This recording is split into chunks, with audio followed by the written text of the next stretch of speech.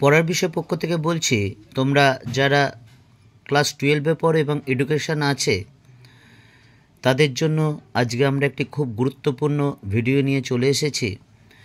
এই প্রশ্নটা 2025 সালে অর্থাৎ তোমাদের যে 3rd মাস থেকে পরীক্ষা শুরু হবে 2025 সালে, সেটার জন্য খুবই গুরুত্বপূর্ণ। এটা যদি তোমরা পড়ে যাও প্রথম অধ্যায় থেকে, তাহলে কিন্তু এটা কমন পাওয়ার সম্ভাবনা অনেক বেশি আছে। যাই হোক, তোমরা জানো যে তোমাদের প্রথম 3টে চ্যাপ্টার অর্থাৎ শিখন কৌশল এবং রাশিবিজ্ঞান, এই 3টে চ্যাপ্টার থেকে 8 নম্বরের 3টে প্রশ্ন থাকবে এবং প্রত্যেকটা চ্যাপ্টার থেকে একটি করে থাকবে এবং তার মধ্যে যে কোনো দুটো লিখতে হবে। তোমরা যদি রাশিবিজ্ঞানটা করো, 3rd চ্যাপ্টারে যে রাশিবিজ্ঞান বা মিন মিডিয়ান মোডের কথা আছে, সেটা যদি করো তাহলে তোমাদের কাছে খুবই সোজা হয়ে যাবে বিষয়টি। প্রথম অধ্যায় থেকে 2025 সালে যে দুটো প্রশ্ন আসতে পারে তার মধ্যে এটি খুবই গুরুত্বপূর্ণ। তা চলো বেশি কথা না বলে আমরা শুরু করি। তোমরা দেখতেই পাচ্ছ প্রশ্নটা হচ্ছে স্পিয়ারম্যানের দ্বি উপাদান তত্ত্ব আলোচনা করো। দ্বি মানে দুই, উপাদান মানে জিনিস, অর্থাৎ দুটো জিনিস বা দুটো বস্তু। অর্থাৎ বিখ্যাত মনোবিজ্ঞানী স্পিয়ারম্যান 1904 সালে তার একটি সম্পূর্ণ মানসিক ক্ষমতার একটি তাত্ত্বিক ব্যাখ্যা দেন গণিতের মাধ্যমে। আমেরিকান জার্নাল অফ সাইকোলজিতে তিনি একটি প্রবন্ধের মাধ্যমে, সেই প্রবন্ধটার নাম হচ্ছে general intelligence objectively determined and measured, এই প্রবন্ধে তিনি দ্বি উপাদান তত্ত্বের কথাটা বলেন এবং এর মধ্যে তিনি মাধ্যমে প্রমাণ করার চেষ্টা করেছেন যে মানুষের যে কোনো কাজের জন্য দুইটি উপাদান দরকার হয়। দুইটি উপাদান কি? একটা হচ্ছে সাধারণ উপাদান, যেটা আমরা সংক্ষেপে জি বলা হয়, জেনারেল অ্যাবিলিটি, এবং 2 নম্বর বিশেষ উপাদান বা সংক্ষেপে এস বলা হয়। তবে এই জি বা এস যখনই লিখবে বড় হাতে লিখবে, কিন্তু স্পেশাল অ্যাবিলিটি। এই দুটো শব্দের সাথে আমরা কিন্তু পরিচিত প্রত্যেকেই। যেমন তোমরা বলো কথায় কথা করে সাধারণ কমন সেন্স নেই, অর্থাৎ কোনো কমন সেন্স নেই তোদের। সাধারণ কমন সেন্স কথাটা ঠিক নয়, কমন সেন্স নেই।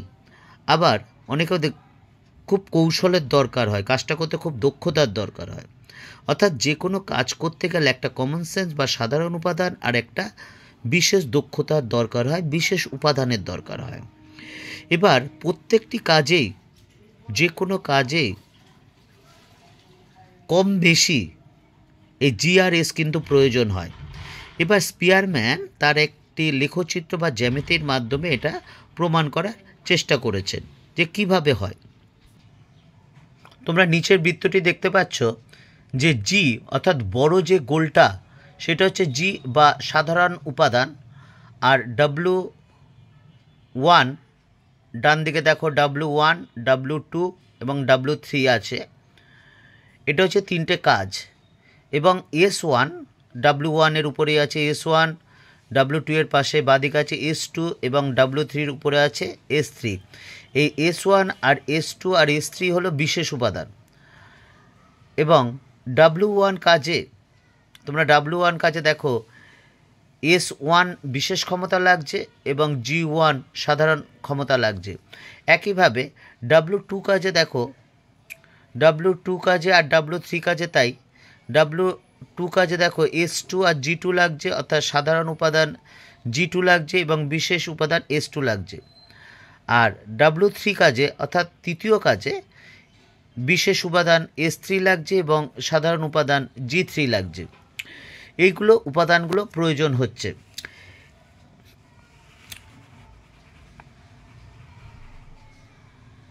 এইবার দেখো এই যে উপাদানগুলো আছে, এই উপাদানগুলো জি, এই জি এক একটা কাজে এক এক রকম পরিমাণ ব্যবহার হতে পারে। গুণগতভাবে এক, অর্থাৎ জি এক, কিন্তু এক এক রকম কাজে এক এক রকম পরিমাণ জি লাগে। যেমন ধরো কবিতা পড়তে বা বলতে যে পরিমাণে জি লাগবে, সাধারণ মানসিক ক্ষমতা বা উপাদান লাগবে, নিশ্চয়ই অঙ্ক করতে তার থেকে বেশি দক্ষতা লাগবে, বিশেষ দক্ষতার। কাজেই প্রতিটি কাজেই জি আর এস কিন্তু প্রয়োজন হবে। আবার এজটা দেখো স্পেশাল অ্যাবিলিটি, এজ যেহেতু গুণগতভাবে ভিন্ন, এক একটা কাজে এক এক রকম কাজ এক্স দরকার হয়, পুরো একরকম দরকার হয় না, কিছুটা পার্থক্য আছেই। কাজে যেহেতু গুণগতভাবে আলাদা, কাজেই পরিমাণের কোনো প্রশ্নই আসে না, বা পরিমাণ যে এক হবে, জিনিসই তো আলাদা, পরিমাণের প্রশ্নই আসে না। কাজে এক্ষেত্রে জি বা যে সাধারণ মানসিক ক্ষমতা, এটাকেই কিন্তু আমরা বুদ্ধি বলি। এবং দুটি কাজের মধ্যে যত বেশি পরিমাণ জি থাকবে, ততই কাজ দুটির মধ্যে সহগতির মান বেশি হবে। যেমন ধরো, তোমরা যদি সাইকেল চালানো শেখো, তাহলে দেখবে যে সাইকেল চালানোর কিছু কলা কৌশল, সেটা কিন্তু বাইক বা স্কুটি চালাতে সাহায্য করে। আগে স্কুটি বা বাইক চালাবার আগে কিন্তু সে সাইকেল চালানো শেখে, কোনো দিনই কিন্তু আগে ডাইরেক্ট বাইক বা স্কুটি শেখে না। অর্থাৎ সাইকেলের শিক্ষা বা সাইকেলের কিছু দক্ষতা, সেটা কিন্তু ট্রান্সফার হয়, কিন্তু প্রতিস্থাপন হয় বা জায়গায় লাগে তোমার স্কুটি বা বাইক শিখতে। আবার অনেক শিক্ষা আছে যেটা একটা জায়গার শিক্ষা অন্য জায়গার শিক্ষার ক্ষেত্রে কিন্তু বাধার সৃষ্টি করে। তবে যাই হোক না কেন, যে কোনো কাজ করতে গেলে স্পিয়ারম্যান 1904 সালে এটা প্রমাণ করেছেন তার গাণিতিক যুক্তির মাধ্যমে বা জ্যামিতিক যুক্তির মাধ্যমে, যে কোনো কাজ করতে গেলে জি আর এসের দরকার হয়। এটাই হচ্ছে দ্বিউপাদান তত্ত্ব। এবার দেখো, এই দ্বিউপাদানগত শিক্ষাগত তাৎপর্য কী? এই স্পিয়ারম্যান যে দ্বিউপাদান তত্ত্বটি প্রমাণ করেছেন, তা প্রত্যেক শিক্ষার্থীদের সাথে শিক্ষকদের কাছেও খুবই গুরুত্বপূর্ণ। কারণ একজন শিক্ষক বা টিচার যখন শিক্ষার্থীদের পড়াচ্ছে, সে কোন